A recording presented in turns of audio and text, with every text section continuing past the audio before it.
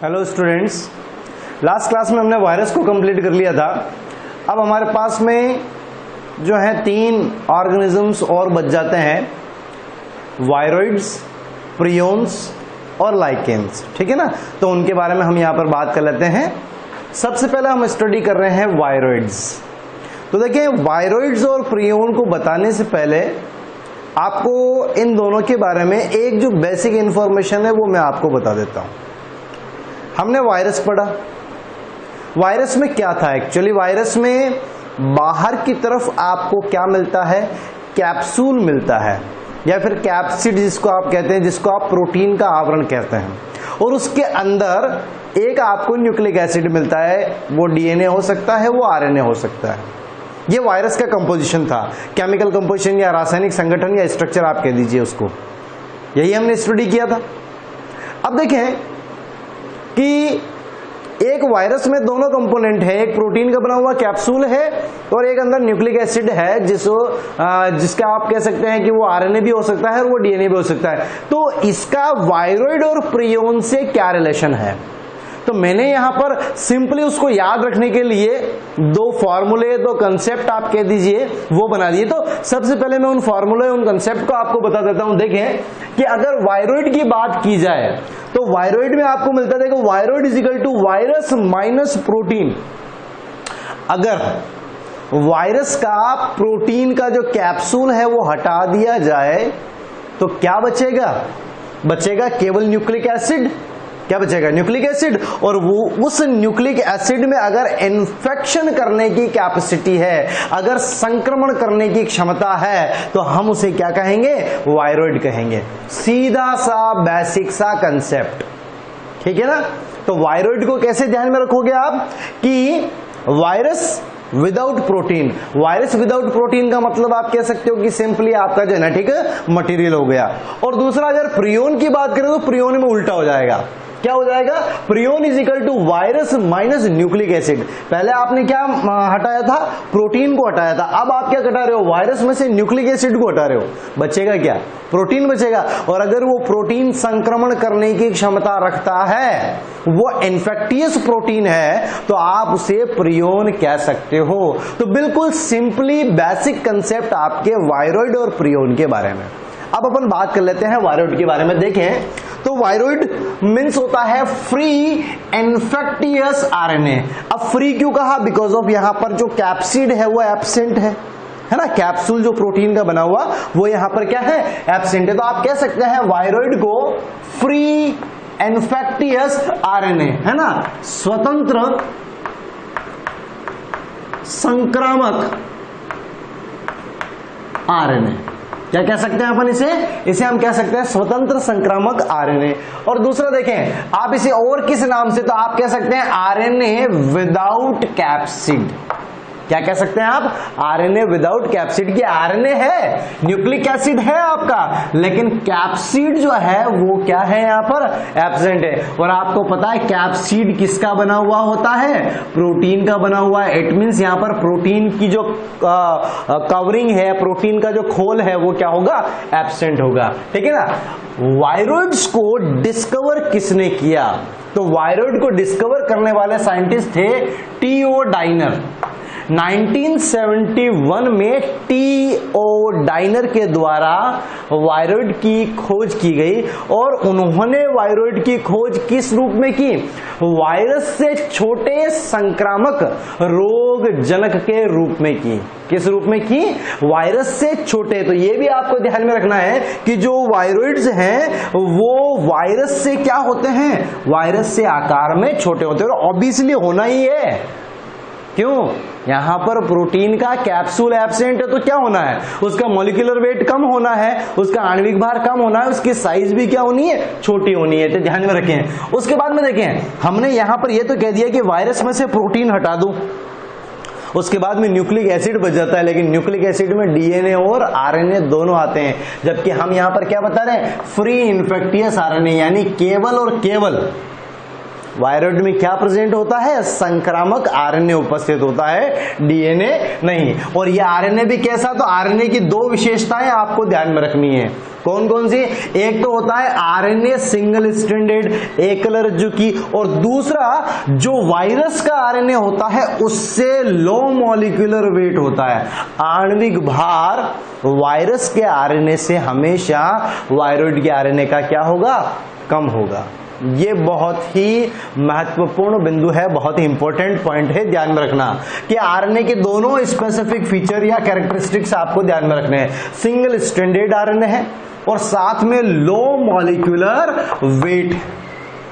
इससे यानी वायरॉइड से कौन कौन सी डिजीज होती है? तो एनसीईआरटी में सिंगल डिजीज आपकी दी हुई है, वही आपको ध्यान में रखनी है, पोटैटो स्पिंडल ट्यूबर डिजीज। कौन सी डिजीज होती है? पोटैटो स्पिंडल ट्यूबर डिजीज, है ना।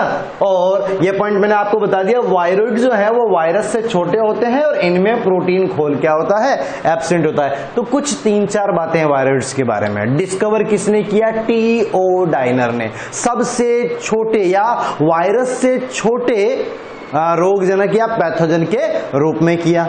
क्या होता है विरोइड्स में? विरोइड्स जो है वो एक तरीके के इन्फेक्टियस आरएनए है, फ्री है बिकॉज ऑफ प्रोटीन खोल इनमें क्या होता है? एब्सेंट होता है। जो आरएनए होता है वो सिंगल स्ट्रैंडेड होता है।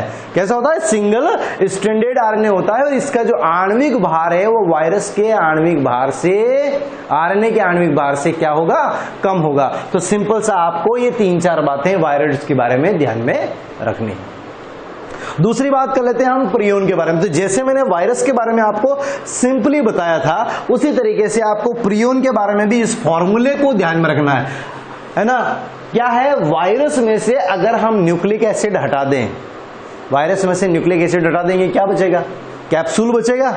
और अगर वो कैप्सूल या वो प्रोटीन संक्रमण की क्षमता रखता है तो उसे आप प्रियोन बोलोगे। तो यहां पर आपको ध्यान में रखना है, इसकी डेफिनेशन भी कुछ इसी तरीके से बनती है।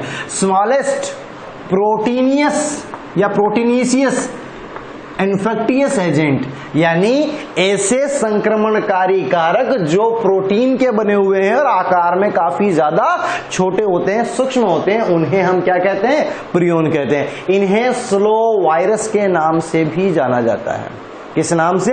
स्लो वायरस के नाम से भी जाना जाता है। और प्रियोन के बारे में ब्रीफ स्टडी या विस्तार पूर्वक अध्ययन किसके द्वारा किया गया? प्रोफेसर बी प्रुजनर के द्वारा। यह आपको ध्यान में रखना है, पूछ लिया जाता है कभी कभी कि प्रियोन्स के बारे में स्टडी किसने किया? तो प्रोफेसर बी प्रुजनर, है ना। आप कह सकते हैं प्रिजनर या कोई कोई प्रुजनर भी लिखते हैं, तो प्रुजनर या प्रिजनर के द्वारा इसको स्टडी किया गया। और न्यूक्लिक एसिड इसके अंदर क्या है? एब्सेंट। आपने पहले ही बता दिया, वायरस में से न्यूक्लिक एसिड जो है वो निकाल दिया जाए तो क्लियर। उसके बाद में मोस्ट इंपोर्टेंट, प्रियोन से होने वाली डिजीज इन ह्यूमन बींग्स और इन शिप, भेड़ के अंदर और मानव में होने वाली डिजीज कौन कौन सी है? तो देखें, एक तो आ जाता है आपका क्रूड्सवेल्ड जैकब सिंड्रोम आप कह सकते हो, या सी जैकब डिजीज या सी जैकब सिंड्रोम जो है वो किससे होता है? प्रियोन से होता है। और लाफिंग डेथ, है ना, लाफिंग डेथ भी किससे होती है? तो प्रियोन से।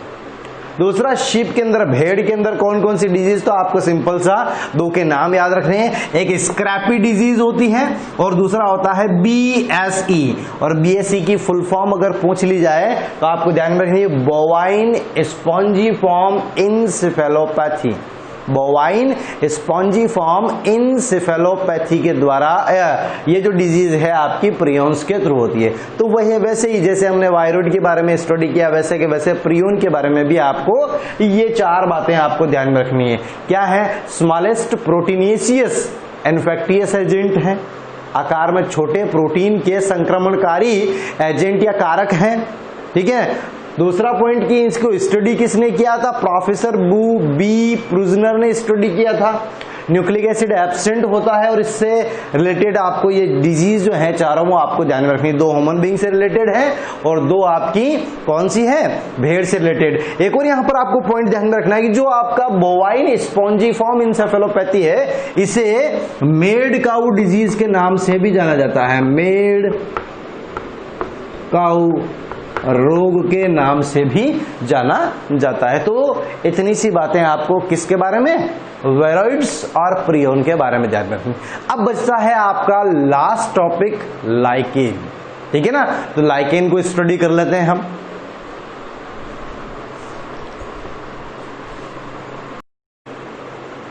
नेक्स्ट हम बात कर लेते हैं लाइकेन की, ठीक है ना। तो देखें लाइकेन के बारे में आप बहुत अच्छी तरीके से जानते हैं। जो कॉमन इंफॉर्मेशन आपके पास में होनी चाहिए लाइकेन की, वो आपको पता है। क्या लाइकेन जो है वो एक तरीके का सिम्बायोटिक रिलेशनशिप है, सहजीवी संबंध है। किस किस के बीच में सहजीवी संबंध है, तो ध्यान में रखें, कवक और शैवाल के बीच में। यानी लाइकेन में एल्गी प्लस फंजाई दोनों जो हैं वो आपकी सिम्बायोटिक रिलेशनशिप में रहती हैं।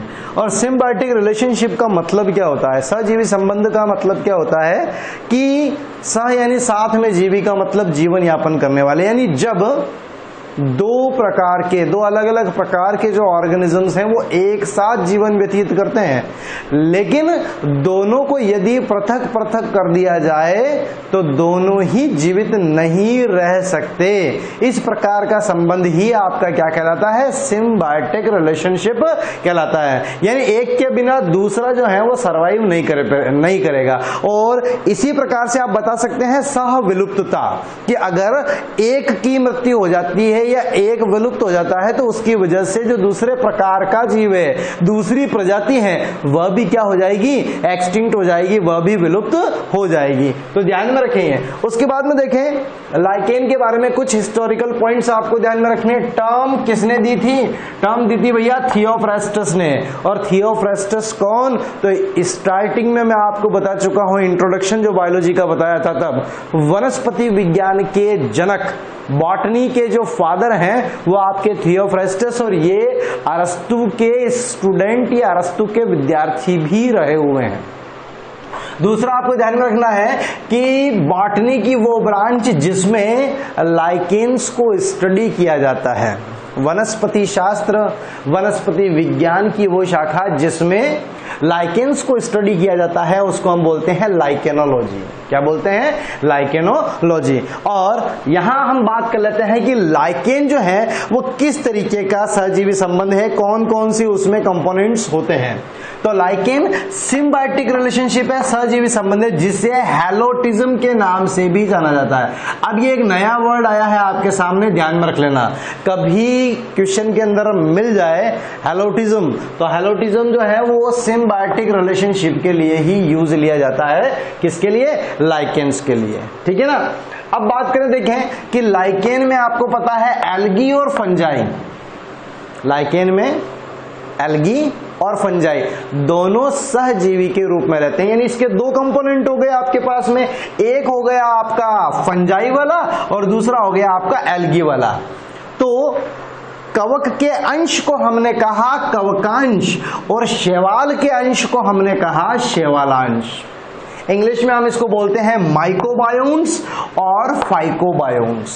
आपको बहुत अच्छी तरीके से मीनिंग्स में मैंने ये चीजें बताई हुई है। माइको वर्ड किसको रिप्रेजेंट करता है, फंजाई को।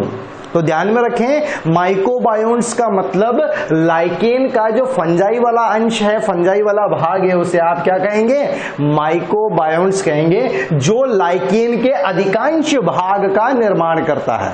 यह भी आप ध्यान में रखें कि आपको अभी जितनी भी जो लाइकेन्स मिलती हैं, आप जितनी भी लाइकेन्स को स्टडी करते हो, वो सारी की सारी आपकी कौन सी है, माइकोलाइकेन्स है। कौन सी है, माइकोलाइकेन्स भी आप इसको कह सकते हो। इनको हम क्या कहेंगे, माइकोलाइकेन्स। और माइकोलाइकेन्स क्यों कहा, बिकॉज ऑफ फंजाई जो है वो इनके अंदर एल्गी से काफी ज्यादा होती है, इसलिए हमने उसको कहा माइकोलाइकेन्स, ठीक है ना। तो ध्यान में रखें, माइकोबायोन्स जो है वो है आपका कवकांश, फाइकोबायोन्स आपका है शैवालांश। फाइकोवर्ड किसको रिप्रेजेंट करता है, तो फाइकोवर्ड एल्गी को रिप्रेजेंट करता है। ये भी मैं आपको बता चुका हूं, फाइकोलॉजी, स्टडी अबाउट एल्गी। है ना। शैवाल का अध्ययन क्या कहलाता है? फाइकोलॉजी कहलाता है। तो फाइको वर्ड किसके लिए आएगा? एल्गी के लिए आएगा, ठीक है ना। और माइको वर्ड किसके लिए आएगा? तो फंजाई के लिए आएगा।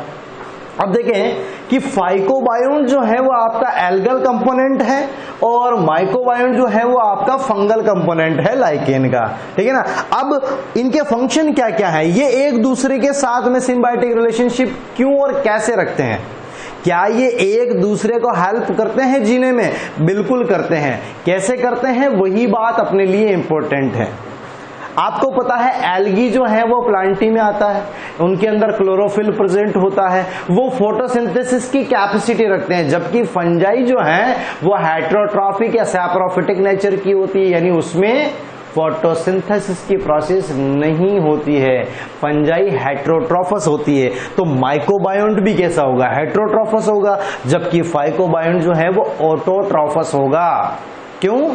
फोटो ऑटोट्रॉफस यानी प्रकाश संश्लेषी स्वपोषी, ये पोर्शन हो जाता है। तो यहां पर आपको फोटोसिंथेसिस की प्रक्रिया देखने को मिलेगी और प्रकाश संश्लेषण के द्वारा जो फाइकोबायोन्ट्स हैं वो भोजन का क्या करेंगे? निर्माण करेंगे। जबकि माइकोबायोन्ट्स देखें, माइकोबायोन्ट्स में कोई क्लोरोफिल वगैरह प्रेजेंट नहीं होता, तो यहां पर कोई फोटोसिंथेसिस की प्रोसेस नहीं होती है।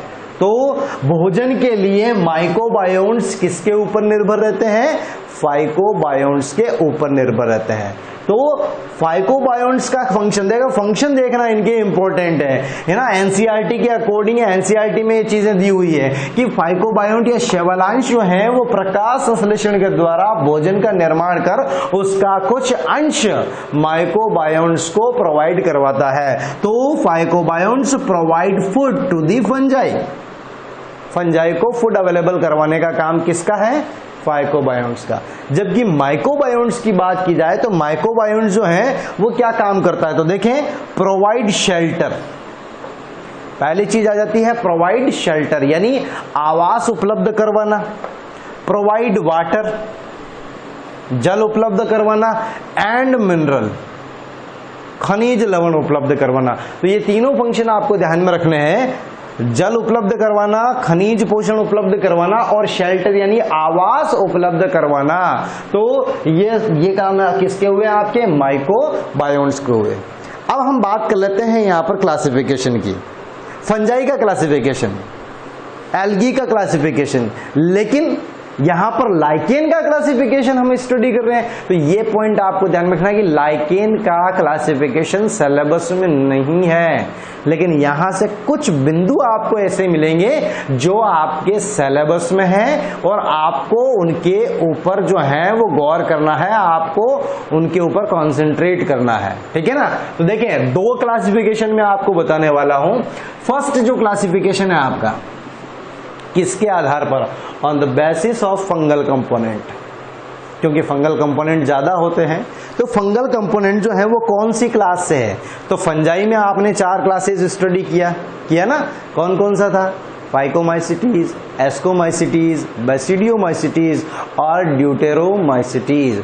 इनमें से कौन सी क्लास की फंजाई लाइकेन के फॉर्मेशन में पार्टिसिपेट करती है या लाइकेन बनाने में भागीदारी रखती है? तो ध्यान में रखें, उसी के आधार पर हम यहाँ पहला क्लासिफिकेशन बता रहे हैं। तो पहले क्लासिफिकेशन में देखें, जो लाइकेन्स हैं उनको 2 कैटेगरी में क्लासिफाइड किया है आपने, एस्कोलाइकेन्स और बेसिडियोलाइकेन्स। एलो जी, आंसर आ गया ना? आ गया? कैसे आया? नाम में आंसर है भैया। एस्कोलाइकेन्स ऐसे लाइकेन जिनमें जो फंगल कंपोनेंट या माइकोबायोन्ट्स है वो कौन से मेंबर? एस्कोमाइसिटीज के सदस्य हों तो वो एस्कोलाइकेन्स हो गए, और अगर वो बेसिडियोमाइसिटीज के सदस्य होंगे तो वो कौन से हो जाएंगे? आपके बेसिडियोलाइकेन्स हो जाएंगे। सिंपल सा कंसेप्ट, कोई खास बात नहीं। दूसरा आपको ध्यान में रखना है, जो मैक्सिमम लाइकेन है, अधिकांश लाइकेन आपको कैसे मिलेंगे? एस्कोलाइकेन्स मिलेंगे, यानी उसमें जो माइकोबायोन्ट्स हैं वो एस्कोमाइसिटीज के सदस्य मिलेंगे। साथ में आपको ध्यान में रखना है, इसमें ही एस्कोमाइसिटीज में कुछ सदस्य जो हैं वो आपके किसके साथ में, बीजीए के साथ में। एल्गी के साथ में तो रखते ही हैं, लेकिन कुछ सदस्य जो है वो बीजीए के साथ में, ब्लू ग्रीन एल्गी के साथ में भी सिम्बायोटिक रिलेशनशिप द्वारा लाइकेन्स का फॉर्मेशन करते हैं। ठीक है, उसके बाद में देखें बेसिडियोलाइकेन्स, आपको बताई दिया बेसिडियोमाइसिटीज के सदस्य होते हैं। अब आ जाता है दूसरी तरह का क्लासिफिकेशन, और दूसरा जो क्लासिफिकेशन है वो आपका आ जाता है on the basis of thallus. इसका जो थैलस संगठन है वो किस प्रकार का, थैलस संगठन के आधार पर हम बताने वाले हैं यहां पर क्लासिफिकेशन।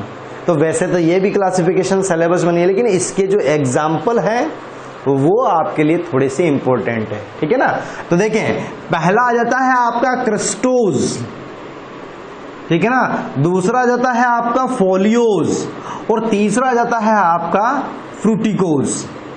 कितनी तरह के लाइकेन है यहां पर थैलस के आधार पर, 3 तरह के लाइकेन है, क्रिस्टोज, फोलियोज और फ्रुक्टोज। ठीक है ना, अब देखें सॉरी फ्रूटिकोज। तो क्रिस्टोज में देखें, क्रिस्टोज का मतलब होता है यहां पर फ्लैट थैलस, है ना। क्रिस्टोज का मतलब क्या होता है, क्रस्ट, क्रस्ट का मतलब होता है अर्थ, क्रस्ट का मतलब धरातल, और धरातल के समानांतर पैरेलल। तो क्या हो गया, एक तरीके से फ्लैट चपटा थैलस हो गया, जो बिल्कुल धरातल से चिपक के रहता हो, है ना। एग्जाम्पल आप ध्यान में रखेंगे ग्राफिस, है ना। ग्राफिस क्या है, लाइकेन है। किस प्रकार का थैलस होता है उसका, जो है फ्लैट थैलस होता है, इसलिए उसको किस में सम्मिलित करते हैं, क्रस्टोस के अंदर। दूसरा आता है फोलियोज। अब देखिए मीनिंग्स में आप ये चीजें साथ साथ में ऐड करते जाएं। फोलियो वर्ड जो है वो किसको इंडिकेट करता है, लीफ को इंडिकेट करता है। किसको इंडिकेट करता है, लीफ को। तो ध्यान में रखें यहां पर जो थैलस है वो किसके समान है, पत्तियों के समान है। ठीक है ना, किसके समान, पत्तियों के समान। हम कहते हैं ना फोलिएट टाइप, तो फोलिएट टाइप का मतलब क्या होगा, पत्तियों के समान। तो ये ध्यान में रखें, फोलियोज किसको रिप्रेजेंट कर रहा है, लीफ को रिप्रेजेंट कर रहा है। ठीक है ना, एग्जाम्पल आपको ध्यान में रखना है पार्मेलिया, क्या है, पार्मेलिया। तो तीसरा आ जाता है फ्रूटिकोज। फ्रूटिकोज में आप यहां पर देखें, जैसे फ्रूट जो है वो पेड़ से लटके हुए रहते हैं, उसी प्रकार से ये जो लाइकेन है ये भी क्या रहते हैं, ये लटके हुए रहते हैं। ये झाड़ी के समान होते हैं, बेलनाकार होते हैं और शाखित होते हैं, इसलिए हमने इनको कहा फ्रूटिकोज। ठीक है ना, एग्जाम्पल आपको ध्यान में रखना है असनिया और क्लेडोनिया। तो ये 2 तरह के क्लासिफिकेशन हैं, जिनमें कोई खास लंबी चौड़ी थ्योरी नहीं थी, इसलिए मैंने इनको ऐड कर दिया है। एक एक 2 एग्जाम्पल आपको जरूर इनके याद रखने पड़ेंगे। अब आ जाती हैं कुछ इंपॉर्टेंट पॉइंट्स जो कभी कभार अपने को कंफ्यूज करने के लिए एज ए स्टेटमेंट मिल जाता है। तो देखें कि 80% लाइकेन्स में जो फाइकोबायोन्ट के रूप में यानी शैवाल के रूप में कौन सी क्लास के सदस्य, तो आप एल्गी के अंदर भी डिफरेंट क्लासेस स्टडी करने वाले हो, क्लोरोफाइसी, फियोफाइसी, रोडोफाइसी पढ़ने वाले हो। उसमें ध्यान में रखें कि जो 80% लाइकेन है उसमें शैवाल जो है वो किसके सदस्य मिलने वाले हैं, क्लोरोफाइसी के सदस्य मिलने वाले हैं, और अधिकांश कवक जो है वो कौन से मिलने वाले हैं, तो एस्कोमाइसिटीज के सदस्य मिलने वाले हैं। ठीक है ना, लगभग 20% लाइकेन के अंदर आपको एल्गी के रूप में कौन मिलेगा, बीजीए मिलेगा, ब्लू ग्रीन एल्गी मिलने वाला है। ठीक है ना, और ध्यान में रखें एक पॉइंट जो स्टार्टिंग में मैंने आपको बताया था वो यहां से उसका ओरिजिन आपको ध्यान में रखना है, इस पॉइंट का ओरिजिन वहां से हुआ। अभी तक कोई भी फाइको लाइकेन खोजा नहीं गया है ना, अभी कोई भी फाइकोलाइकेन जो है उसकी डिस्कवरी नहीं हुई है। फाइकोलाइकेन का मतलब ऐसा लाइकेन जिसके अंदर एल्गी का अमाउंट ज्यादा हो, फंजाई का कम हो, यानी अभी तक जितने भी हैं वो सारे के सारे कौन से हैं, माइकोलाइकेन्स हैं। ये बहुत इंपॉर्टेंट पॉइंट है जो आपको ध्यान में रखना है। तो ये तो थी बात किसके बारे में, लाइकेन्स के बारे में। अब हम बात कर लेते हैं कुछ इकोनॉमिक इंपॉर्टेंस, कुछ आर्थिक महत्व लाइकेन के, है ना।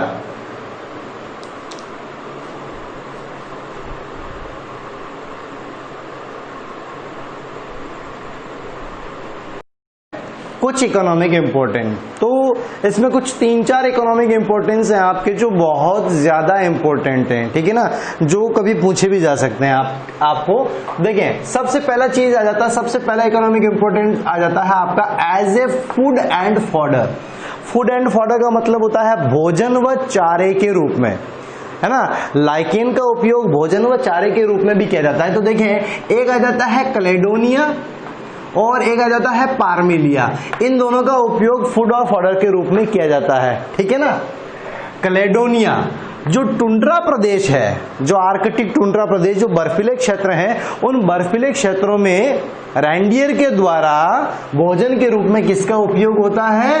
क्लेडोनिया का उपयोग होता है। तो आपको थोड़ा सा ये ध्यान में रखना है। दूसरा आ जाता है मोस्ट इंपोर्टेंट, ये आपके पूछे जाने वाले में से एक है एजेडाइज, रंजक के रूप में। रंजक के रूप में देखें, कुछ प्रजातियां जो हैं लाइकेन की, उससे लिटमस प्राप्त किया जाता है। और लिटमस आपको अच्छी तरीके से पता है कि ब्लू और रेड लिटमस दो होते हैं जो किसी सॉल्यूशन की एसिडिटी या जो अल्कलाइन नेचर है उसको आइडेंटिफाई करने के लिए हम यूज लेते हैं। तो इसे किससे प्राप्त किया जाता है? रोजेला टिंक्टोरिया, बहुत ही इंपॉर्टेंट उदाहरण है रोजेला टिंक्टोरिया।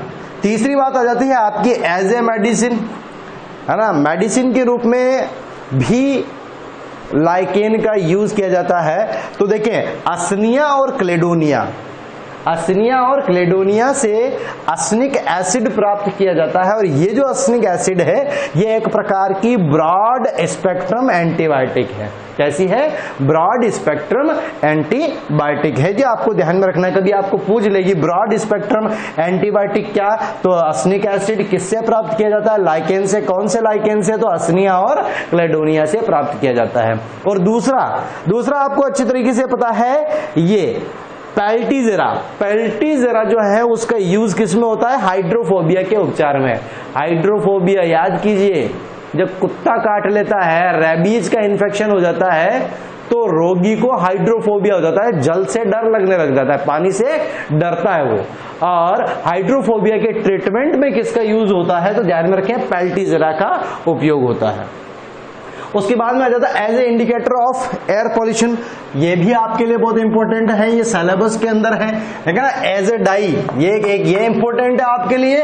एक ये आपका पॉल्यूशन इंडिकेटर जो है वो आपका इंपॉर्टेंट है। तो देखें कि हम कहते हैं लाइकेन जो है वो प्रदूषण के सूचक होते हैं, अर्थात जहां प्रदूषित वातावरण होता है उस क्षेत्र में कभी भी लाइकेन उगते नहीं है। ये लाइकेन जो है वो सल्फर डाइऑक्साइड के प्रति काफी ज्यादा सेंसिटिव होते हैं, काफी ज्यादा संवेदनशील होते हैं और कभी प्रदूषित वातावरण में नहीं उगते हैं, है ना। इसीलिए इनका उपयोग एक बायोलॉजिकल इंडिकेटर के रूप में, जैविक सूचक के रूप में भी इसका उपयोग किया जाता है। और लास्ट आ जाता है फॉरेस्ट फायर। फॉरेस्ट फायर यानी जंगल की आग। असनिया जो है वो गर्मी के प्रति क्या कह सकते हो, ज्यादा सेंसिटिव होता है, बहुत ज्वलनशील इसकी प्रवृत्ति होती है। और ज्वलनशील प्रवृत्ति के कारण इस असनिया की उपस्थिति में कभी कभी जंगलों में आग भी लग जाती है, इसीलिए फॉरेस्ट फायर के नाम से भी जाना जाता है। इसी असनिया को वृद्ध की दाढ़ी भी कहते हैं, वृद्ध की दाढ़ी भी कहा जाता है। ध्यान में रखें, कभी नाम पूछ ले आपसे तो। कुछ इकोनॉमिक इंपोर्टेंस, जिसमें 2-3 आपके जो है वो मोस्ट इंपोर्टेंट है, बहुत ज्यादा इंपोर्टेंट है, ठीक है ना। तो ये आपका second chapter biological classification complete हुआ है।